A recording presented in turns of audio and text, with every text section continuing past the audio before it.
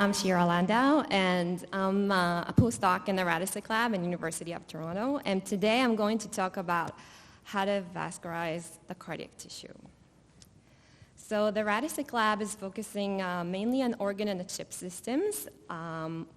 They previously developed the BioWire, which is cardiac on chip, angiochip, angiotube, and VADE system, are all vasculature on chip. And they're also developing instructive biomaterials for the chips and for some other applications. And you probably all know this slide already. I'll just briefly go over it. So cardiovascular disease is the leading cause of death worldwide, with so many cases and such a long waiting list for heart transplants. So we can use organ and chip systems to try and help cardiovascular disease by either taking iPSCs, personalized disease modeling basically, and then use it for drug testing, or even generating larger tissues for organ regeneration and implantation. So many cardiac tissues were developed over the years with cardiac sheets, spheroids, patches, stripes, rings, tubes, different ventricle models, but most of them are composed of mainly cardiomyocytes, sometimes also fibroblasts. But as we all know, the cardiac tissue is composed of more than these two cell types. And apparently in the ventricle, there are only 50% of cardiomyocytes. So today I'm going to show how we incorporate more cell types in the system, and mainly how to vascularize the cardiac tissue. So endothelial cells play a very important role in cardiac function. Endothelial cells secrete a lot of cytokines that are essential for cardiac metabolism, growth, development, and contractile forces. So 2 parts of my talk. These are ongoing projects. You're welcome to comment after and give me some ideas and suggestions. And the first part will be on vascularized cardiac on chip platforms. So there are few previously shown vascularized cardiac on chip platforms, but there's a really big struggle between the throughput and the physiological relevancy, meaning how to make perfusable vasculature within these cardiac on chip platforms. And our lab truly believes in better function follows better form. If we get tissue that really looks like native tissue, it'll probably also function better. So 3 aims in this project. The first was to see how the cells, different cell types, will interact with each other. And then we'll take this cell combination and put it into the BioWire system to assess the functionality of the cardiac tissue. And then the third part will be to assess the functionality of the vasculature. So first we wanted to create this vascularized tissues. And you can see, and Professor Cam gave me a really good introduction for this. So what happens when we incorporate supporting cells, in this case we use DPCs, dental pulp stem cells, and we really see how without the supporting cells, you can see in the upper panel, they're barely forming any complex vasculature, whereas when you add the supporting cells, you get nicely supported and branched vasculature, which is all quantified here. And you can see also with immunostaining, the supporting cells express alpha SMA around the vasculature and also secrete collagen 4, which is a basement membrane protein. Also on bulk RNA sequencing, we see that the main protein, the main difference, upregulation, enriched pathways are all related to collagen production and ECM.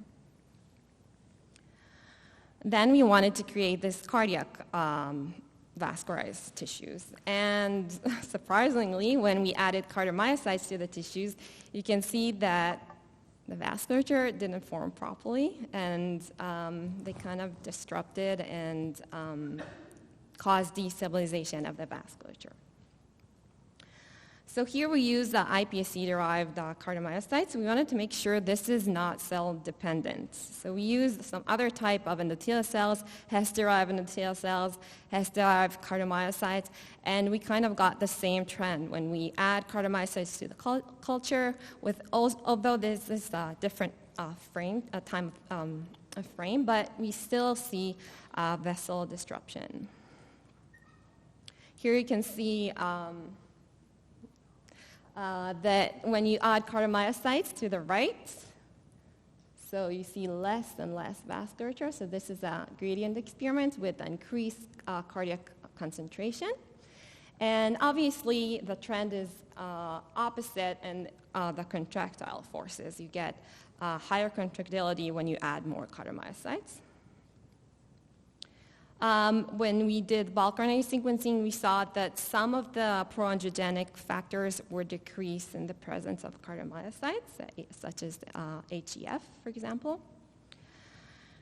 And then we thought about incorporating another cell type. So cardiac-resident macrophages are known to help in heart regeneration.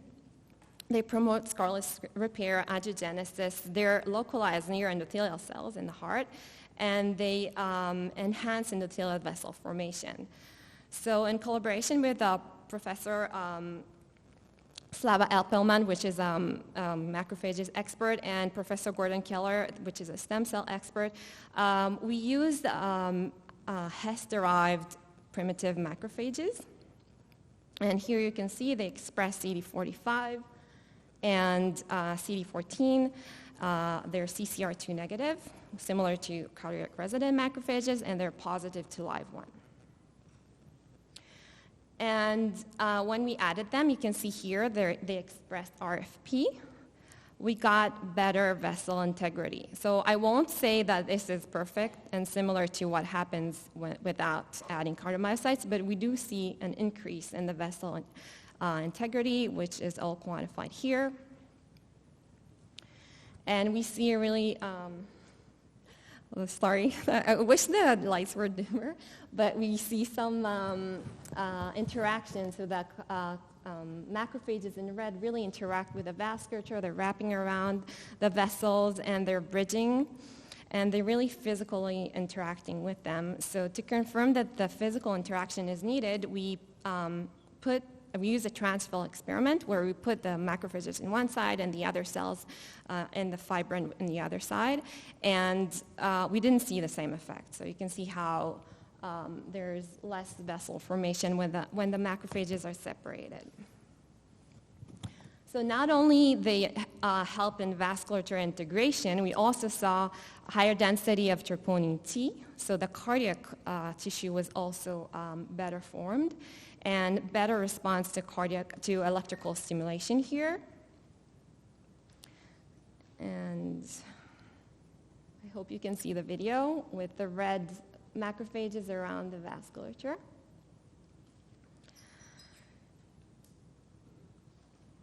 And again, to confirm this is not cell-dependent, we use another cell, cardiomyocyte source, iCell, which are commercially available iPSCs, and we saw a similar trend with the macrophages. We get better vessel formation. Then we wanted to assess and quantify the functional readouts of the cardiac tissue. So we use the BioRes system, which is 2 wires. They are very elastic, and the tissue is forming in between them. It's made out of POMEC, which is autofluorescent, so we can measure the deflection of the wires and then measure the force exerted by the cells. So we use the same cell combination in the BioWire, and the same trend we see without the macrophages. We see that they're, we see clusters of endothelial cells, and with the macrophages, we see more branch vasculature. We also see that the cardiac tissue was thicker and better formed. And you can see here how with the macrophages, the beating is stronger, which was also quantified here, higher maximum capture rate, higher active force, and higher active to passive force. And then we wanted to assess the functionality of the vasculature. So for that, we used the iFlow plate, which is commercially available. And it's made out of 3 interconnected wells with the channels in between. So again, we use the same cell combination, endothelial cells, cardiomyocyte supporting cells, and macrophages. And you can see again, without the macrophages, we get kind of destabilization of the vasculature, whereas we didn't see any perfusion of dextran and polystyrene beads, whereas with the macrophages, we see that the dextran is flowing in and there is flow of the polystyrene beads. So the vasculature is perfusable.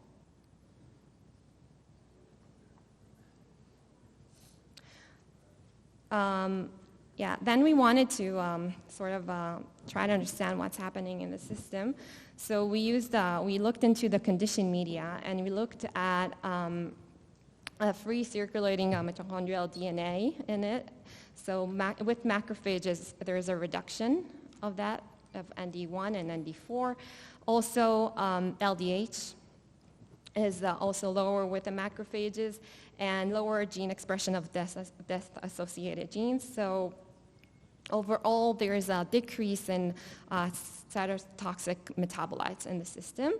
Also, higher secretion of pro-angiogenic factors, and mainly we see, which is not surprising because we're adding macrophages, MMPs. Interestingly, in bulk RNA sequencing, which this is really following what we see our observational results, even though we kind of dilute our overall cell population when we add macrophages, we see an increase in all the cardiac-related genes. So when we looked at a big list of all the cardiac-related genes, we see almost all of them are increased in the presence of macrophages. When we looked at the angiogenic genes, this is more complex, so we do see an increase in some of them, like PDGFB and vincristine, but we do see also a decrease in the other VEGF, for example, leading us to understand there is a complex picture here. We see an increase in collagen 4, which is a basement membrane protein, and again, not surprisingly, an increase in MMPs.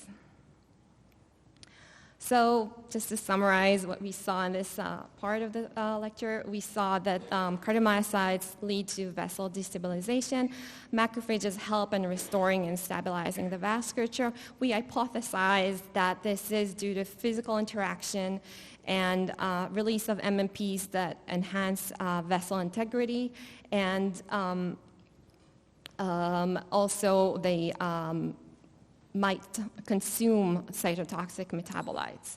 So our next step is currently we're developing a platform that will enable us to both assess the cardiac function and vessel function. So something that will enable us to see how the cardiac tissue contracts and to have perfusible vasculature within it.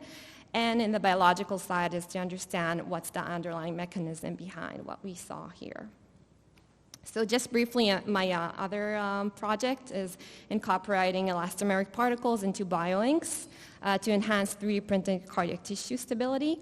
So we use POMAC, which is a polyester, biodegradable polyester. We can add it to any type of hydrogel for 3D printing, and the main issue with 3D printing is cell compact, and then the initial beautiful structure you have is just gone over a few days.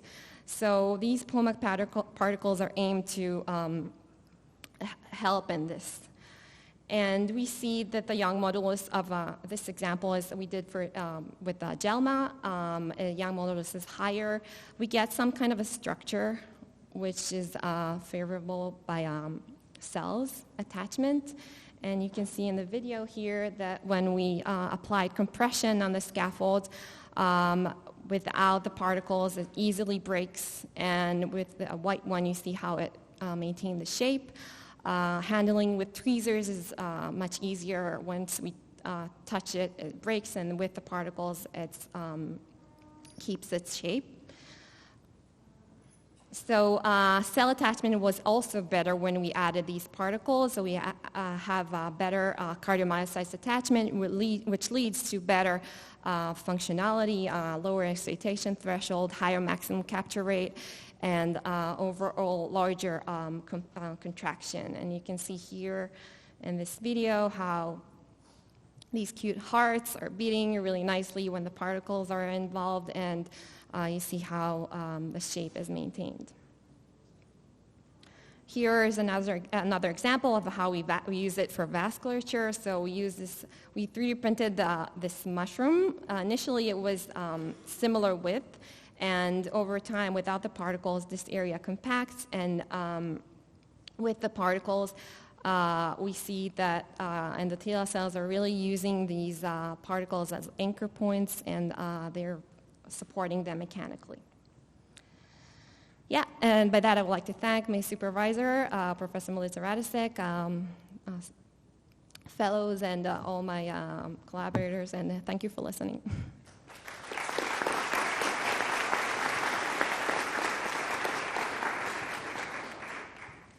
Thank you for your nice talk. Very quick question, maybe I didn't get it, but how did you manage to prove that the physical contact of the macrophages was important? You mentioned a transwell condition. Can you explain a little bit more? Yeah, so we basically just had two set of experiments. One of them was just a mix, all the cells mixed together. The other was we separated the macrophages from the other cells. So macrophages were on one side of the transwell, and the other cells were on the other side. And then we saw the trend is not the same. Yeah, it's less strong. Thank you. Hi, very nice presentation. It's actually nice to see that your macrophages already have a nice identity before the co-culture, but did you check on any of the RCM markers after co-culturing with the cardiac tissues? I didn't really hear. There's an echo. I just wanted to know if you checked any of the RCM markers after the co-culture with cardiac tissues. Which markers again? The resident cardiac macrophage markers. Did you check up? Oh, to change how the phenotype of macrophages change over time. After the co-culture. After that's challenging because we need to use flow cytometry to separate the cells, and also the problem is macrophages are eating everything. So you'll find cardiomyocyte genes inside the macrophages, which is a problem. Yeah, it's a challenge. Yeah. Thank you for the talk. I have a quick question. Regarding the particles that you were using for enhancing the bioprinting capabilities, I was wondering if the change in the Young modulus is also related to change in stiffness. Of what? The change in the Young modulus you show is also a change in stiffness, and if that affect your results. And B, that's a quicker thing. How long do the particles stay in your gel? Do they disappear after time, like No, alginate? they're pretty stable. It takes a few months for them to degrade, yeah. And the Young modulus would change, but the cells were actually, especially endothelial cells, they like it because they like some stiffness to anchor to, so yeah. But do you think they change, in the heartbeat basically that you show is due to a change in stiffness of the matrix? I think so, yeah. So let's thank you once again for this great talk.